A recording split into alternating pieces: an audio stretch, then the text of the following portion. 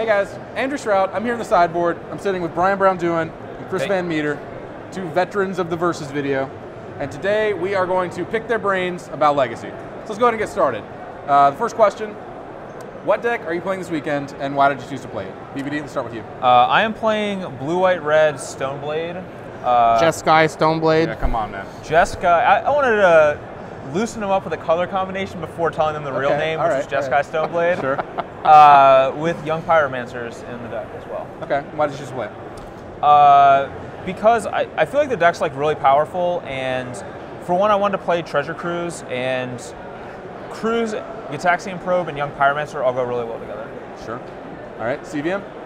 I am playing a brand new deck that people haven't heard of, Blue-Red Delver. Oh yeah! A little something different. I'm actually playing something similar to a list that Caleb Durward wrote about recently, where I have a lot of burn. So we're going to be Chain Lightning and Price of Progress and Fire Blasting people out because Days is Stains. Okay. We just wanted to be proactive and throw fire around there. Yeah, like everybody just has one-man Ancestral Recalls. I don't want to, have a card in my deck that they can just play around the entire game and not have it affect them very much. All right, fair enough. You also don't want Ancestral Recall and draw 3 Dazes. Yes. Plus, like with this being like a Treasure Cruise based format, like even if they get a spell dazed, it doesn't matter. It just fuels their Treasure Cruises. So like you want to actually be playing things that matter. Okay, sure. The next question, and we'll start with you, CVM. How have you adjusted for the Treasure Cruise metagame?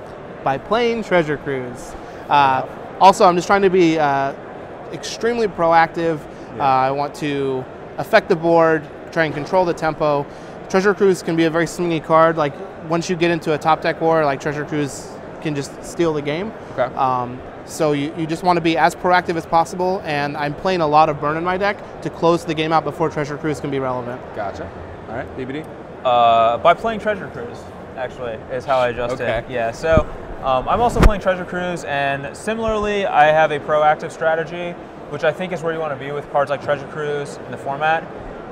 Mine's a little slower than CVM, but has cards like Stoneforge Mystic that can catch you back up against those kinds of decks, and put pressure on them in ways they may not be prepared to answer.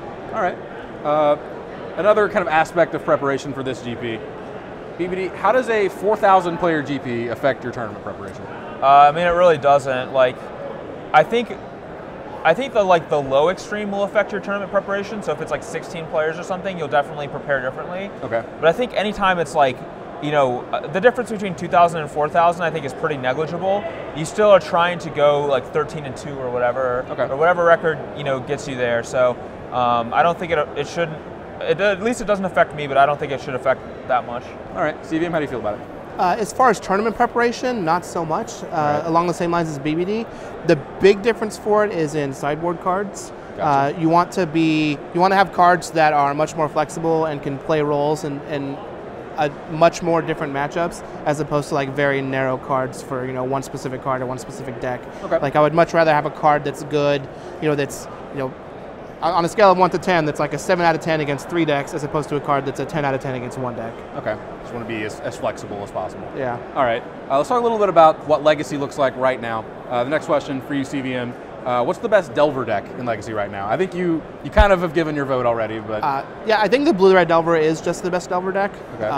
I don't think, like, you can be Jeskai Delver, you can be Temur Delver, you can be Sultai Delver, but, like, none of the cards that you're going to gain from a different color is going to be better than Young Pyromancer, so I think you just want to play the best version of the Young Pyromancer Delver deck, which is Blue-Red. Sure. I mean, I agree. Like, I think Blue-Red's just the best Delver deck, and by like a pretty sizable amount. All right. Okay. Let's get away from the blue decks then. BBD, what is the best non-blue Legacy deck? Well, after the spanking I just received in the Versus video, I'm inclined to say Punishing Jund. Okay. Because that just wrecked me.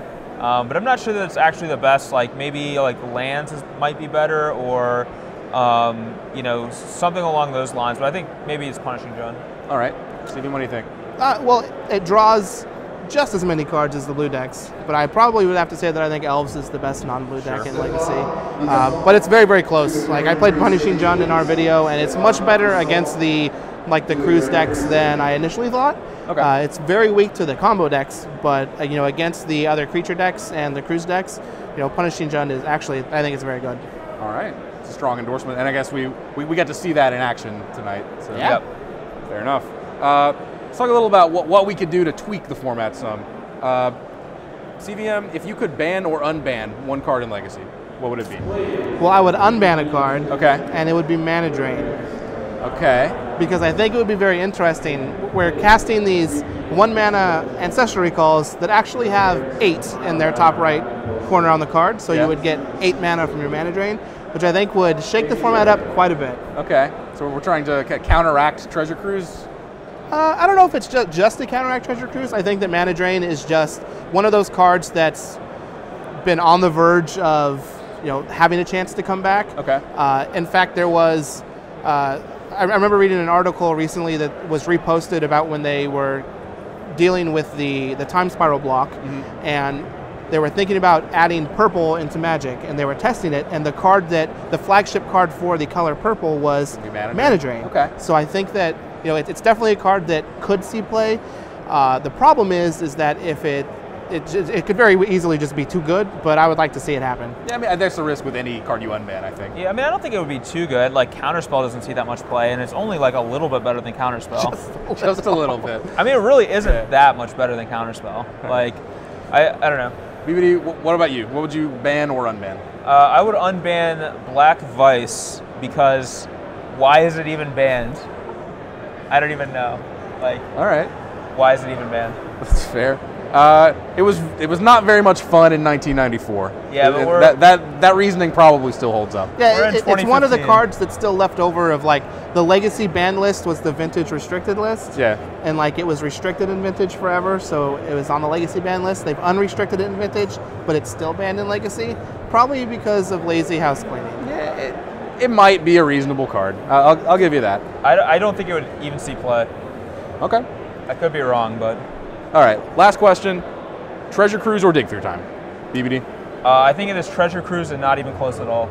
Okay. Even in some of the heavier control decks that I was testing for this event, Treasure Cruise was still better than Dig Through Time because it costs 1 mana instead of 2 mana. Sure. And that's actually extremely relevant in pretty much every deck, so I think Treasure Cruise is just better. Even in decks where you think Dig would be better, I think Treasure Cruise is probably still better.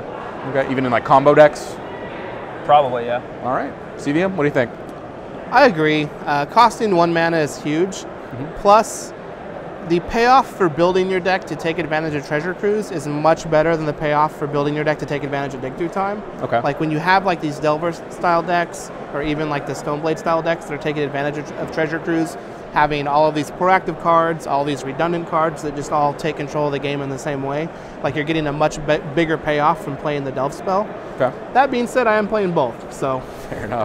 Because you're playing 4 Cruise, 1 Dig.